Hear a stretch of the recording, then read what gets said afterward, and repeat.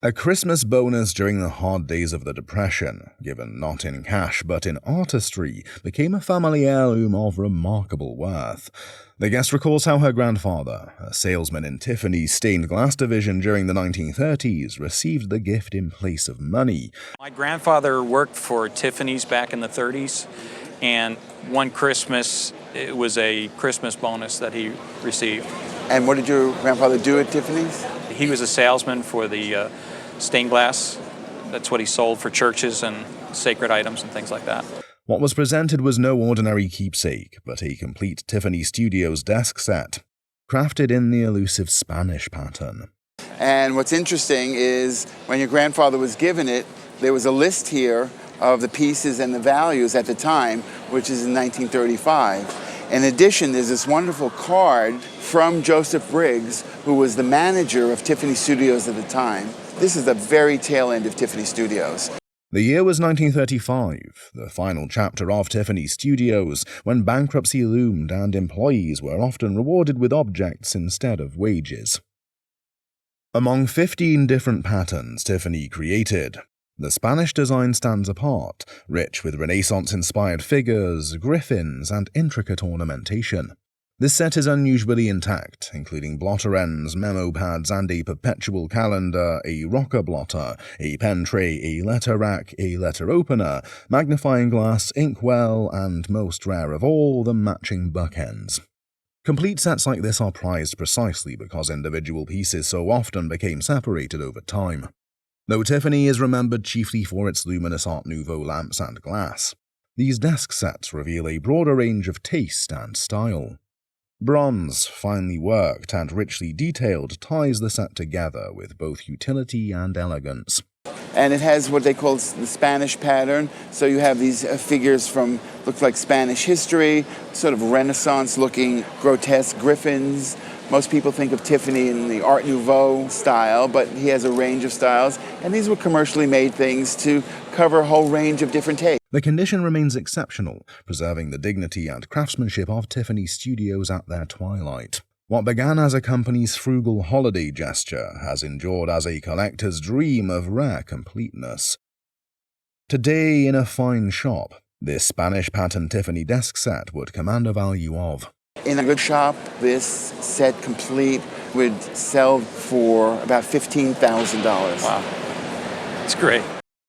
A childhood hobby of writing letters to stars blossomed into a friendship that delivered something beyond imagination. The guest recalls her pen pal from England, whose brother played in a Liverpool band and happened to know the rising group called the Beatles. I grew up in Pennsylvania, and in the wintertime there wasn't much to do, so I used to write letters to like actresses and actors, and I got autographs. Well, I had a pen pal from England. Her brother was in a band in Liverpool, and they had known the Beatles. And she said that if she ever got to meet them, she would try to get an autograph for me. Okay. So this is what she sent me. And what was your friend's name? Her name was Potty, P-U-D-D-Y. True to her promise, the pen pal sent back a program, not just with a single autograph, but with a gift that would become extraordinary. What we see is a Beatles concert program, signed not once, but 3 times over, by John Lennon, Paul McCartney, George Harrison, and Ringo Starr.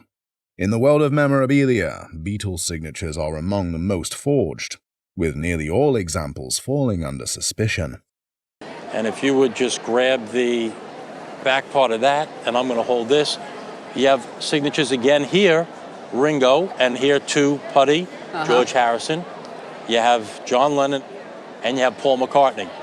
Yet this piece was carefully examined by multiple experts, all agreeing without hesitation that the autographs are 100% genuine. On the cover, their names are boldly written, while inside, George Harrison pens a warm dedication directly to Puddy, the pen pal who secured the treasure. To find all 4 Beatles on a single page is rare. To find 3 complete sets on one item may be unprecedented. It's pretty amazing to find 4 authentic Beatles signatures on one piece, let alone 3 sets. It's remarkable, and I probably am not going too far out on a limb saying this may be the only piece ever signed 3 times in 3 complete sets by the Beatles. Your pen pal was a very good friend. The creases and folds speak to its journey, but the ink remains strong, capturing a moment in history when the Beatles were still within reach of their earliest fans. Few artifacts so perfectly connect personal friendship, pop culture, and music history in one remarkable object. What began as an act of generosity across the Atlantic has endured as one of the rarest autograph collections in Beatles lore. At auction today, this extraordinary signed program carries a conservative estimate of. But a very conservative estimate at auction would be $15,000. Super rare, and any Beatles collector would just love to have a piece like this. Oh, okay. Thank you. Thanks so much. A quiet estate sale, a graceful figure, and a price that now feels like a small sum for a sculpture of such elegance. The guest recounts finding the piece in a lady's home, offered during an antique sale by the woman's granddaughter. And what did you pay for her? $300 to $400, something in that nature. What she brought home is a finely carved Italian sculpture from the late 19th century, exuding both charm and classical poise. At first glance, its smooth, pale surface suggested marble, a common assumption with pieces of such refined detail. Yet closer inspection revealed it to be alabaster, a stone favored for its luminous quality and deliberate translucence. Alabaster allowed artisans to capture soft facial features and flowing drapery with an almost ethereal lightness. Italian workshops of that era were renowned for their mastery, producing figures that blended neoclassical inspiration with romantic sentiment. This figure, likely a representation of an allegorical or pastoral theme, reflects the tastes of late Victorian collectors. Despite its age, the sculpture remains in excellent condition, preserving the subtle chisel marks that testify to its hand-carved origins. Acquiring it for only a few $100s was a fortunate moment of instinct meeting opportunity. At auction, this 19th century Italian alabaster sculpture would be valued between Would probably go somewhere between $2,500 and $3,000. That's very good. The fact that she has such a beautiful face, that also adds to the value. a thrift store find, a snow-filled canvas, and a hesitation that turned into one of the most extraordinary purchases imaginable. The guest recalls spotting the winter scene over 2 decades ago, paying $125 only after saving for it with patience. I wanted to learn about it. I got it about 22 years ago, and I got it basically because it was the snow scene. I bought it in a thrift store, and it was $125, which seemed like a whole lot of money at the time, and I even waited a week to buy it. And then the lady who ran the thrift store was nice enough to hold it for me for another week until my husband got paid. And I love it because of the snow, and I just wanted more information about it. The artist is Walter Launt Palmer, born in 1854, trained among the Hudson River School painters, and celebrated for his luminous snow landscapes. By the turn of the 20th century, Palmer had made winter his signature subject, capturing the poetry of light on snow with unrivaled mastery.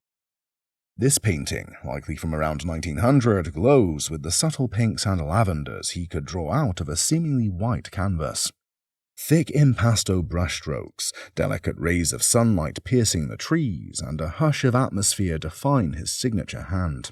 Though once overlooked after his death, Palmer's reputation has surged, and today his winter scenes are again coveted by collectors. The work has been well preserved, protected under glass for decades, its condition remarkably strong despite its age. Even the frame, though likely not original, has safeguarded the painting for at least half a century. You can see up in here this impasto, and it's very distinctive. You can see the brush strokes up in there, beautiful light coming through the sun and the trees. And then also down here, we love the pinks and the lavenders, all these colors he's brought out of white snow. Once, such a piece might have commanded only modest interest. But today the market has rediscovered its brilliance. A purchase made out of love for snow and light has become an investment of astonishing significance. At auction, this Walter Launt Palmer snow scene carries an estimate between. But he's recently spiked. I consulted with my colleagues. Right now, I put an estimate of $50,000 to $70,000. Oh, no. Absolutely. Oh, my.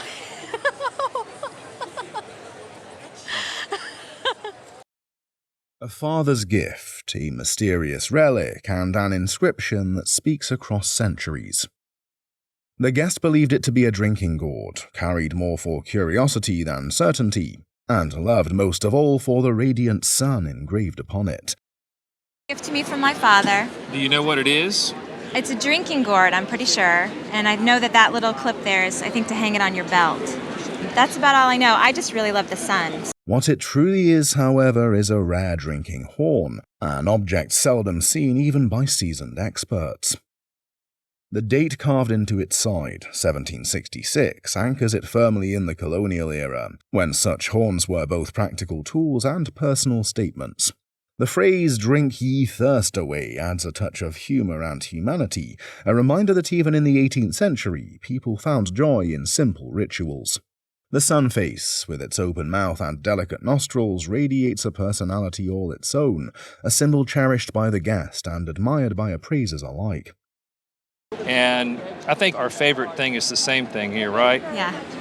The sun face. Yeah, definitely. I love the way they did the mouth to make it look like you had an open mouth. Yep.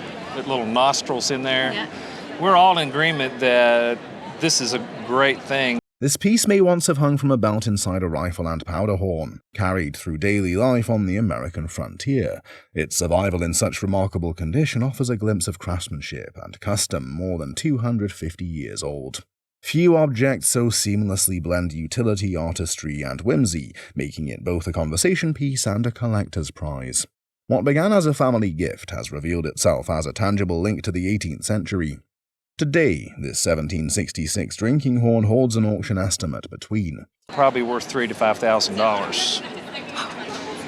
Cool. That's great. That's great.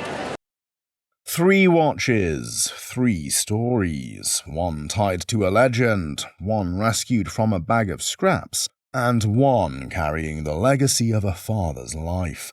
The first piece comes from a rekindled admiration for Bruce Lee, sparked during the pandemic after watching Be Water.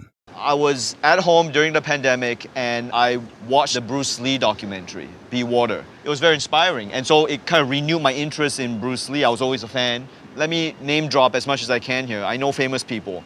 One of the famous people I know is Daniel Day Kim, legendary Asian American actor.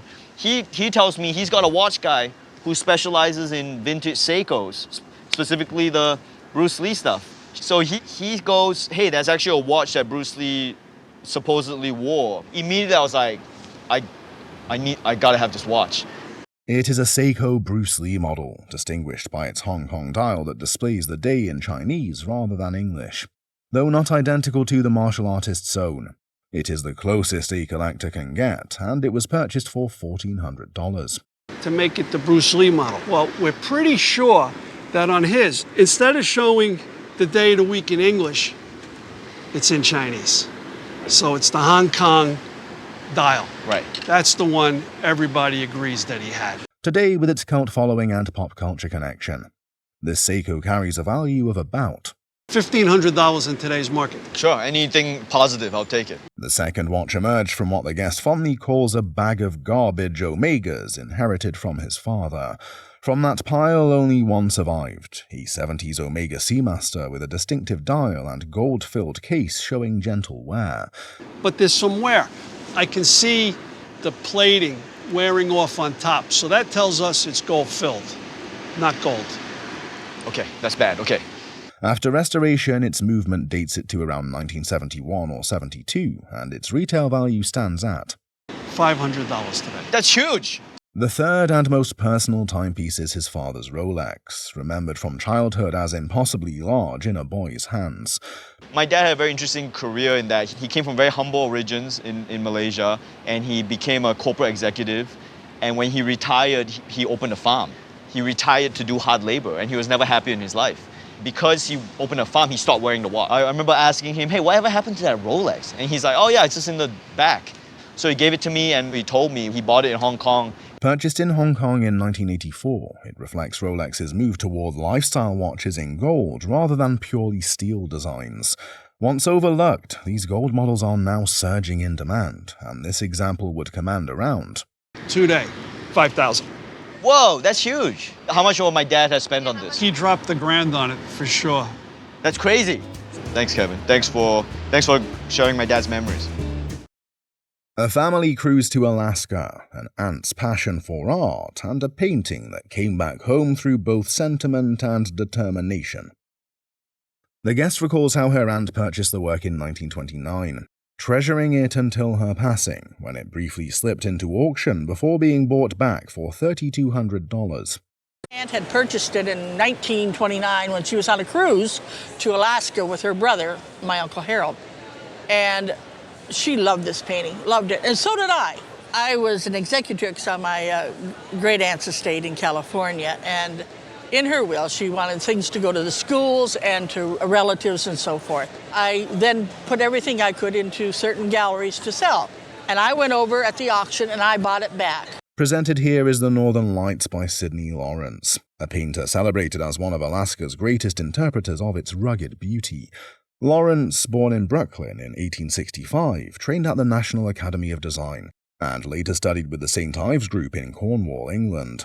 His personal life was tumultuous. He abandoned his wife and children in England to pursue his artistic ambitions in Alaska, where he built his reputation. Well, that's why I was surprised that my aunt really liked him so much. He was a gentleman that left his family, his wife and children in England, with nothing, and moved to Alaska and became quite a gentleman of the even land, whatever you want to call him. Right. You forgive me, I'm trying not to say anything nasty, but he wasn't that good of a husband or a father. Despite his failings as a family man, Laurence became a leading figure of northern landscape painting, capturing the mystery of glaciers, mountains, and luminous skies.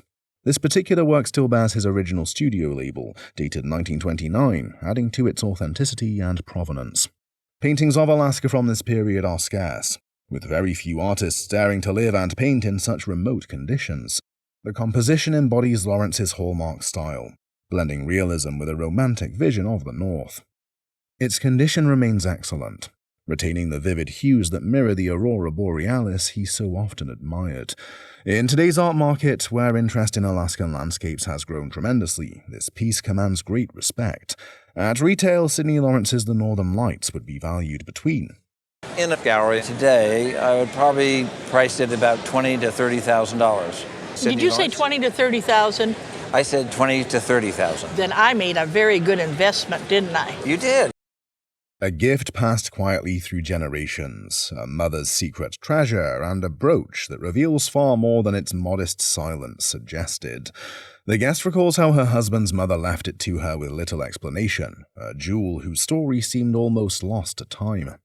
My husband, this was his mother's brooch. She never spoke about it, and when she was getting sick, she mentioned to my husband that he should give it to me when something happens. And so that's all I know about it. Presented here is a black opal, diamond, and demantoid garnet brooch, crafted around 1910 with both elegance and restraint.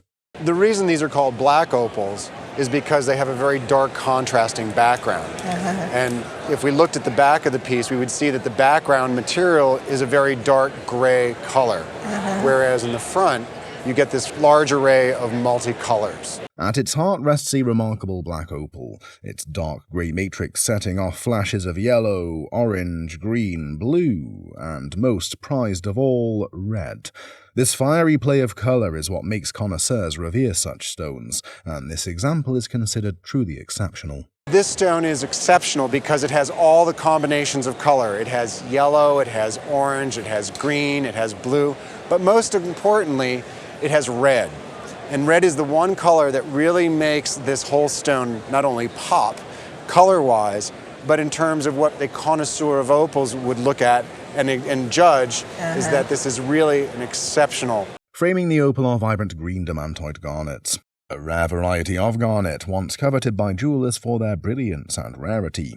It's a very rare form of garnet that most garnets are red, but these are green. Wow. And what they were obviously doing was using the green material to pick up the green in the opal. I see. The brooch is further adorned with round old European cut diamonds, weighing a total of approximately 3 carats. Its design is streamlined yet sophisticated, perfectly reflective of early 20th century jewelry aesthetics. On the reverse, the mark of Shreve & Co. of San Francisco confirms its distinguished origin, linking it to one of America's most respected jewelers. The harmony of gem, craftsmanship, and history elevates this brooch well beyond its sentimental story. As a complete jewel of artistry and rarity, its auction value today would range between. At auction, this would bring anywhere between $15,000 and $20,000. Wow. Ooh. Cherished family heirloom, rich in history and craftsmanship, reveals its surprising value as a unique piece of folk art. The guest presented a shadow box picture passed down through 4 generations of their family. This has been in my family for 4 generations. My grandfather got it from his father. My mother gave it to me. But the person I associate most with this is my grandfather. It depicts the 1885 America's Cup race, where the American ship Puritan defeated the British. The ship had a strong connection to Boston, being owned by John Forbes, a prominent Bostonian. This folk art piece, created between 1885 and 1900, features detailed paper sails and painted figures. This was made probably pretty close to the actual event. The charming figures on the deck were cut from paper, painted and sprinkled with mica to sparkle. The background is probably artist board. The sails are made from paper that's been sort of sewn and appliqued. The sea is made from crinkled painted paper, resembling choppy waters. The artist misspelled America's Cup, reflecting their enthusiasm for the subject. The appraiser praised the vibrant and unique craftsmanship of the piece. It was given an auction estimate of $4,000 to $6,000. The guest was thrilled with the high valuation of their grandfather's favorite item. In a quiet town, a seemingly ordinary ring held the whispers of history, beauty, and an unexpected fortune. The ring belonged to her great-great-grandmother, who passed away in 1912. She believed it was not an engagement ring, as such rings were uncommon at the time. She had a portrait of her great-great-grandmother wearing a wedding ring, but the ring she brought wasn't visible. The appraiser examined the ring and identified it as a platinum, diamond, and sapphire piece from the Edwardian period. He speculated it was likely purchased around 1900, based on the great-great-grandmother's date of death. He highlighted the platinum setting with mill-grain accents, which added extra sparkle. The centerpiece was an oval-cut sapphire, flanked by 2 old European-cut diamonds typical of the era. He emphasized the importance of origin when discussing sapphires. The featured aspect of this ring is, of course, the sapphire. And when I saw that sapphire, my eyes lit up, much like that sapphire appears to light up in the setting.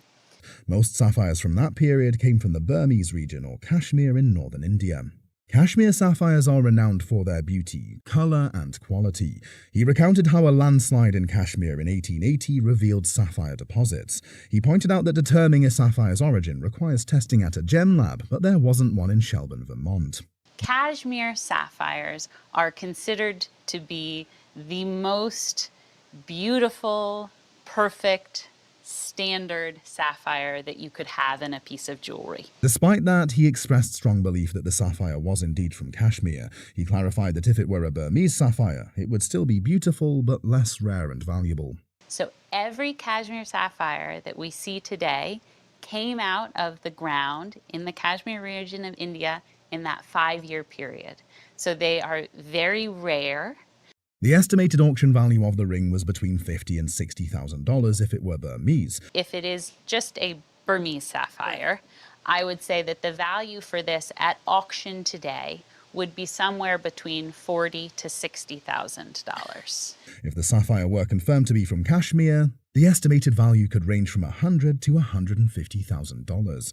If it is indeed a cashmere sapphire, which I feel pretty confident it is, at auction, I think we're looking at somewhere between $100,000 and $150,000. Oh, wow. Okay. He expressed gratitude for the opportunity to see such a rare piece, noting how infrequently he encountered Kashmir sapphires. I'm so grateful to have seen it and for you to have brought it here today because it's not something that we see. I can count on one hand the number of Kashmir sapphires. I almost did not bring it. 2 cherished books, titled Little Women, originally published in the late 19th century, were passed down through a family. These 1868 and 1869 first editions were gifts from the guest's grandfather to his wife, a writer named Jo. My grandpa gave it to my grandma for Christmas. Her name was Jo, and she was also a writer, like in the book. Right, like in the book, Little Women. Complete with its original cloth binding, the 1869 edition is the first state of Little Women. Despite their historical significance, the book displays signs of wear. Particularly valuable, the first part has a tear on its spine and shows fading. Each book includes a delicate tissue sheet positioned before the first illustration. This protective layer prevents the print from transferring onto the title page, preserving the book's pristine condition. In the current market, this set could fetch between The value of this set, for auction purposes, I would put at $3,000 to $5,000. Nestled in a cigar box, hidden behind a stack of sweaters in a closet, a collection of 1948 Leaf baseball cards was discovered. Produced shortly after World War II, this set stands out for its inclusion of numerous rookie cards from that era. Impeccably preserved and displaying vibrant colors, the cards in question showcase an array of baseball legends. He obviously kept his cards nice. Yeah, he loved sports and he was a tidy person in that way, everything in order, that kind of thing. Yeah, and it shows. Among them, notable figures include Ted Williams, Joe DiMaggio, Stan Musial, and Babe Ruth. These cards, once cherished by a young collector passionate about sports, offer a fascinating glimpse into post-war baseball. Highly coveted for their historical significance, the collection's standout pieces include 3 Jackie Robinson rookie cards. It reflects the enduring allure and significance of these well-preserved artifacts from baseball's golden age. An insurance value of the entire set is estimated to be around. I would put an insurance estimate on just these 1948 Leaf cards, the whole collection here, of $150,000. An artist who began by doodling and daydreaming in 3rd grade found his passion turning into a lifelong career. This creative journey resulted in over 130 books, with nearly 80 featuring the beloved character, Arthur. The artist's studio now holds thousands of original pieces, ranging from early sketches to finished illustrations. This collection showcases the creative process through smaller works like graphite drawings and working examples. So I shouldn't throw those away. Oh my gosh, no, and you should sign them. Sometimes I do. No. More significant pieces, especially those connected to iconic moments in the Arthur series, could fetch more. Like an elaborate watercolor from Arthur's Christmas, the most valuable works have sold for up to $7,800 at auction. Some pieces could potentially be worth even more. Overall, the collection's value is estimated to range from. So we're working on a scale of maybe $500 to $10,000, but it's very fluid. Yeah, I understand. A collection of early aviation photos gathered by a Wright Brothers newspaper deliveryman. This collection offers a unique glimpse into the dawn of flight. The 40-image collection reflects the man's aviation passion from his time with the Wright brothers in Dayton. One significant photograph captures Louis Blériot's historic landing after the first successful English Channel flight. One photograph shows the dramatic crash of Blériot's fragile plane. It was transferred from the landing strip to Selfridge's department store in London, where it remained on display for a number of years. Another features the Wright brothers aircraft alongside a similar model. These photographs, stamped by a French picture agency, hold considerable value. This entire collection is estimated to be worth between. These were brought to auction. If in its entirety, the 40 or so pictures that you have, the estimate would be between $7,000 and $10,000. Wow. Brought in for appraisal was a vintage Gibson A2 mandolin from 1923, which had been bought from a garage sale in Pennsylvania. The 1923 Gibson A2 mandolin is distinguished by its many evolutionary enhancements. He went ahead and purchased it for $35 at this garage sale in Pennsylvania. He's held on to it for years. It's always been something fun to look at. Featuring an adjustable bridge, the instrument offers precise tuning and enhanced playability. To maintain its functionality in modern use, the peghead features an adjustable truss rod and a plastic plate. A keen collector known for spotting undervalued items acquired the mandolin, distinguished by its Gibson name. Manufactured in Kalamazoo, Michigan, this mandolin dates back to the highly regarded Loire era of Gibson's production. Considered one of the most desirable instruments by players, this one is especially sought after in Irish and folk music circles. Reflecting its status, its value today is estimated at around. This would have a value somewhere in the $3,000 to $3,500 range. Wow. Okay. That's awesome. A collection of Indian artifacts was purchased from an ad in the Quirk Quarter newspaper. It included a diverse set of items, such as pipes, gorgets, and a distinctive statue. In an attempt to trace the origins of the statue, research linked it to similar artifacts from the Coosa River area in Georgia. What we do is we look at it stylistically, that is the eye shape, the nose, the ears, the various elements. With its unusual depiction of human-shaped ears, the statue was initially thought to be a genuine piece. However, upon closer inspection, it became clear that it was a cast reproduction, evident from air holes found in the piece. Authentic artifacts of this nature, if genuine, could command hundreds of thousands of dollars. Moreover, genuine pieces would face legal scrutiny due to regulations on artifacts from state or federal lands. Despite its reproduction status, the statue retains value as a decorative item, estimated between As a decorative piece, it's still $300 to $500. Okay. So it's a nice, decorative, interesting piece. a sterling silver urn and tray, crafted in Edinburgh and hallmarked in 1812, have been treasured family heirlooms for generations. These pieces were a gift to the guest's ancestor, the chairman of the Royal Bank of Scotland, during a financial crisis. Valued at £200 in 1812, a significant sum, the silver set was presented by the bank's board. First inherited and evaluated around 1980, the set had an appraisal value of $15,000. This value was influenced by the 1980 silver market's temporary inflation due to the Hunt brothers' actions. Well, that market, 1980, if we look at that year specifically, the Hunt brothers notoriously cornered the silver market. Despite the market fluctuations, the silver and cut glass's exceptional quality boosts its value. Though not originally paired, the tray and urn are linked by family history and the guest's ancestor, Robert Wilde's memoir. In today's market, the set would likely fetch between I would expect them to sell together in the range of about $12,000 to $18,000. A trophy was presented by professional golfer Dottie Pepper. Born in Saratoga, New York, Dottie fell in love with golf at the age of 7. She turned pro and participated in many important tours and major championships. In 1990, Dottie played in the inaugural Solheim Cup and received a mini Solheim Cup trophy. So this is the inaugural. There were 8 women on each team, 1 captain from Europe, 1 from the United States, and they made a Solheim Cup. The appraiser highlighted the trophy's uniqueness, noting that only 18 mini trophies were made, and the mold was destroyed afterward. It was mentioned that no Solheim Cup trophies had been sold at auction before, emphasizing the historical significance. The value was estimated accordingly. Insurance value on this, I'd insure it for a minimum of $35,000. A minimum of $35,000. This also presented a smoking table from her great-grandparents. This Rococo Revival parlor table, dating back to 1880, was originally used by men in Victorian times for smoking. The appraiser noted the table's symmetry as typical of Rococo Revival furniture. The table featured a turtleback-shaped marble top and beveled edges. Given the lower demand for Victorian furniture, the table was appraised at auction today, I'd say $300 to $500. It's an easy sell. Yeah. Well, it's found its space here.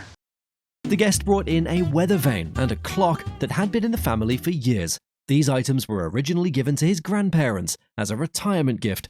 The appraiser examined the items and explained that they formed a rare set.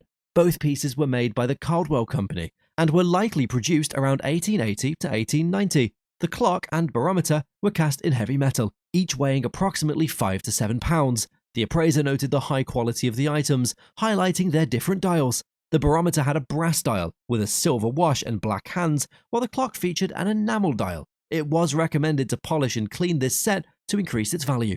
Given the craftsmanship and rarity, the set's value was estimated at certainly reasonable to expect to get somewhere in the neighborhood of $4,500 for the pair. Wow. The guest presented a letter from her grandfather, written to her uncle on April 21st, 1865. It detailed the grandfather's experience at Ford Theater in Washington, D.C., where he'd expected to see President Abraham Lincoln.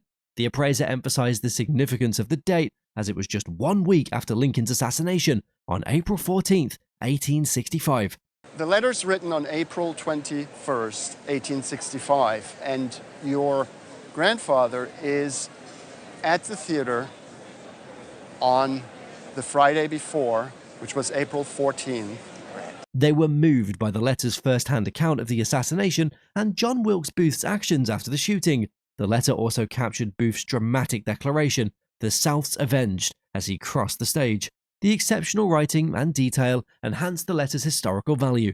The appraiser recommended careful preservation of the letter. Though the grandfather was not a well-known figure, the letter's rich content made it highly valuable. Considering its historical significance, the conservative auction estimate would be: at auction, you want to play things safe, and you also want to get people to bid. And so 10 to 15 would be an awesome starting point. The guest brought in a collection of 4 globes, each with unique origins and characteristics. The first globe was from the Newton Terrestrial Globe Company, a London-based firm. This globe was very inexpensive, probably less than $60 or so. The second globe was made by the Sukugawa Company in Japan for educational purposes, particularly for its use in schools. Despite being made in Japan, it was primarily exported to the United States. Due to its use in schools, it was in rough condition. The third globe, smaller in size, was made by Snellgrove, a stationery company in London, dated to 1867. It was likely once mounted on a stand, but now resides in a beautiful case for desktop display. The globe was less than 2 inches in diameter, making it quite rare. The final globe was an American-made piece by David C. Murdoch from West Boylston, Massachusetts. Murdoch's company, active from 1805 to 1880, produced affordable globes for schools. This globe was also small, less than 3 inches in diameter. The appraiser discussed the current market value of the globes. In total, the 4 globes were appraised at an auction value of. Auction estimates would be $6,100 to $8,200. Good, very nice, very good. The guest brought in a painting she'd purchased from an art dealer for $1,400. The dealer had the painting in his private collection and acquired it from a garage in upstate New York. The painting was originally in an old, unattractive frame, which the guest removed. The appraiser noted that the painting was signed by Franz Kline, a renowned American abstract expressionist.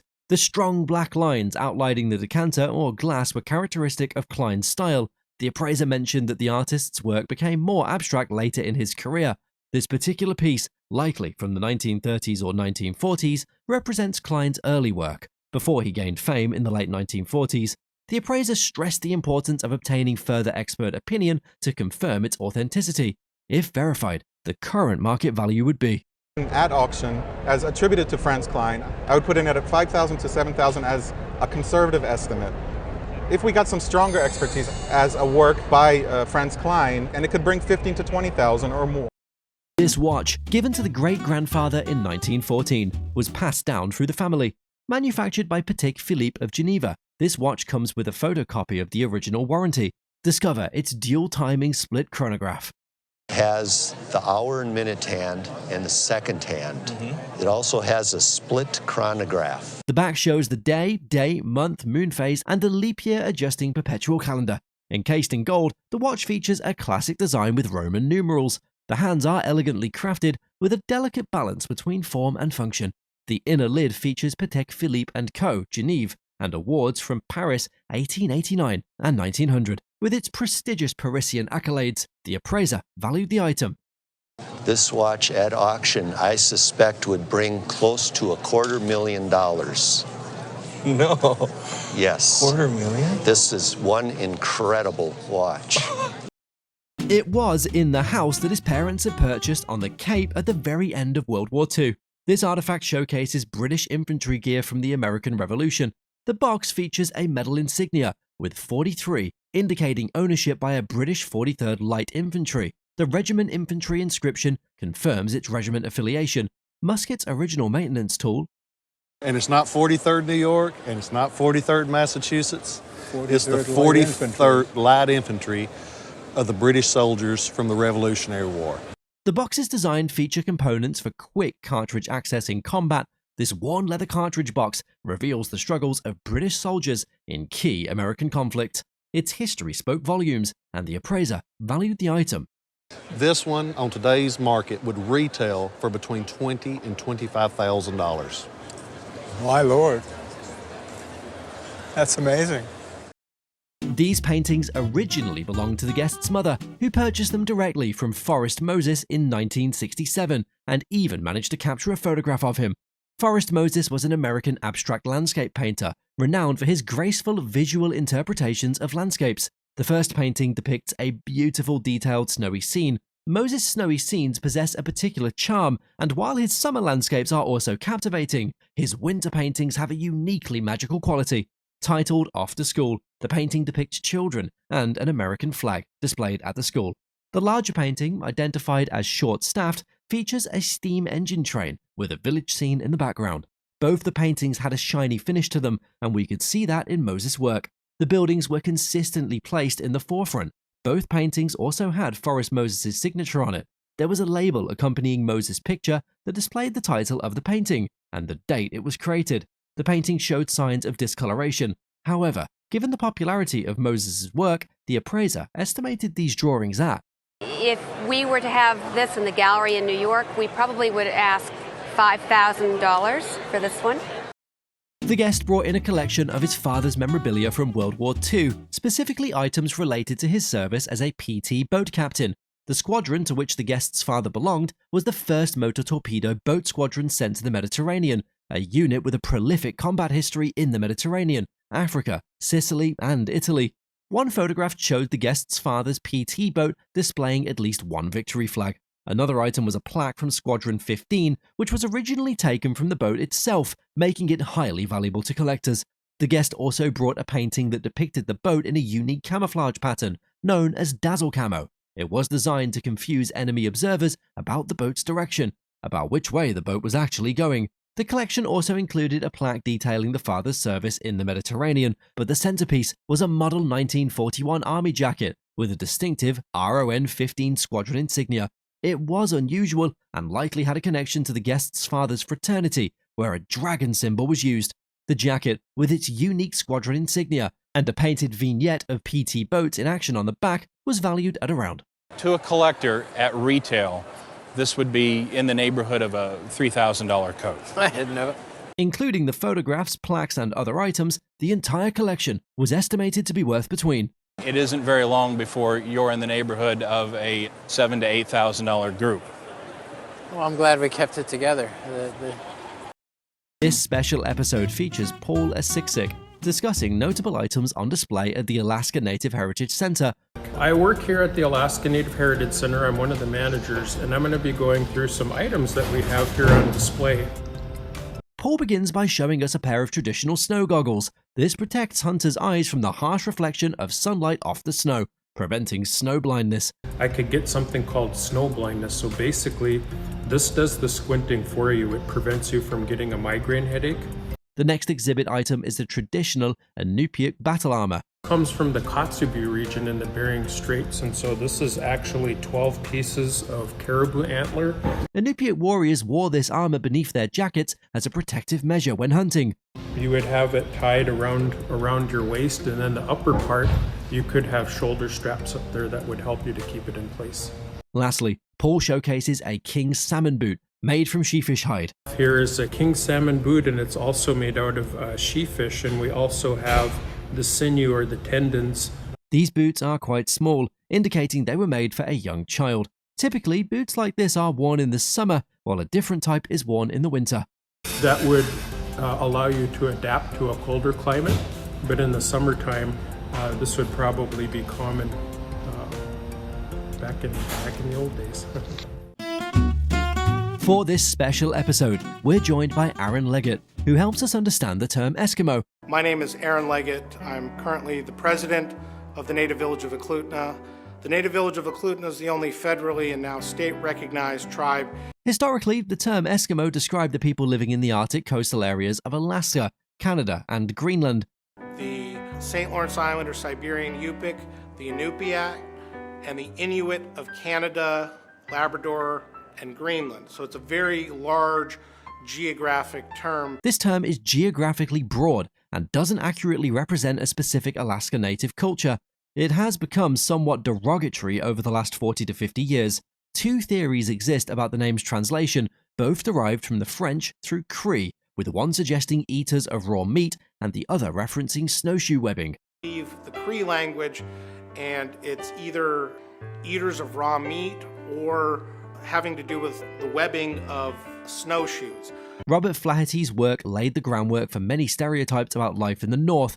Robert Flaherty really kind of set the stage for a lot of these stereotypes of what the northern people's life looked like. These stereotypes create a misleading image, similar to the misconceptions people have about Native Americans in the lower 48 states. I think there's just this, mostly through Hollywood and Madison Avenue, you know, the caricature of the happy-go-lucky Eskimo with his little... Some elderly Alaska Native individuals in certain communities are comfortable with the term. Now, certainly there are older Alaska Native people in some communities that are completely fine with that term. Aaron says the term is highly objectionable in Canada and also generally disfavored in Alaska.